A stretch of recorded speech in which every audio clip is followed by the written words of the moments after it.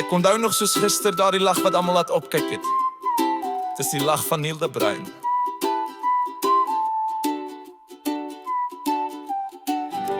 Hy kon enige mens met sy grappe vermaak, met 'n klein ou dubbeltjie. Yeah.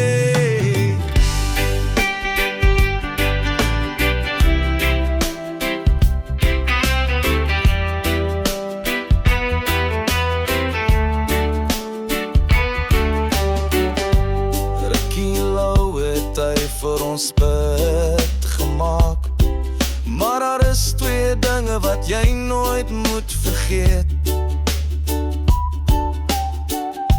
Die eerste tap is koning en tweede sy skaapstert, mag jy nooit van eet. Hy was die baas van ons bank, en saam met hom was die dag nooit lang. By ons jaareinde het hy gelang, maar behoed jou siel as jy voor hom op die dansbaan opwarm met sy klein